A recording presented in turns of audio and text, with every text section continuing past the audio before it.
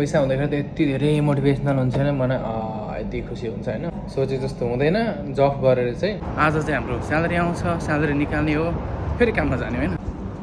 hello guys welcome to my another new blog आजको blog चाहिँ यहाँ शीतलबाट सुरु भइरहेछ कि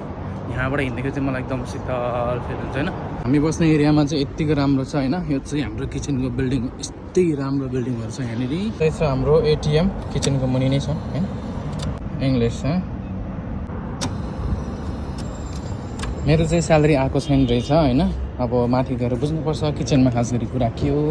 म किचनमा जाँदैछु होइन यो चाहिँ हाम्रो किचनमा जाने लिफ्ट हो कि यति राम्रो छ विदेशी जिन्दगी यस्तो हो कि हाम्रो किचन चाहिँ यही हो हाम्रो आजभोलि कालेहरू पनि छ कि यो काले पनि हाम्रो किचनको हो यो चाहिँ कुरेन रहेको छ मेरो किचन भएको मैले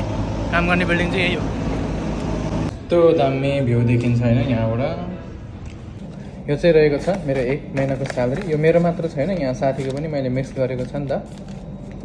यहाँ चाहिँ यसपालि चाहिँ मेरो पालो हो पठाउने दुईजनाको मिलेर चाहिँ 240 भएको छ उसले चाहिँ 100 दिएको छ 40 चाहिँ मेरो आउँछ नि त अनि यो पालि चाहिँ पठाउन लगाएको मैले घरमा 1 महिना काम गरेपछि स्यालेरी आउँदाखेरि चाहिँ एकदम खुसी लाग्छ कि विदेशी जिन्दगी यस्तै त होइन सोचे जस्तो हुँदैन जब गरेर चाहिँ तर पनि इच्छाहरू चाहिँ अलिअलि पुरा गरिरहेको छु यो मेरो 1 महिनाको स्यालेरी अनि ज्वाइँको पनि छ पैसा हुँदाखेरि त यति धेरै मोटिभेसनल हुन्छ नि मलाई यति खुसी हुन्छ होइन स्यालेरी चाहिँ के भएको छ भने एटिएममा नहालेर चाहिँ साउले ह्यान्ड क्यास दिएको रहेछ अघि म किचनमा गएको थिएँ नि त त्यतिखेर चाहिँ मैले ह्यान्ड क्यास लिएको थियो होइन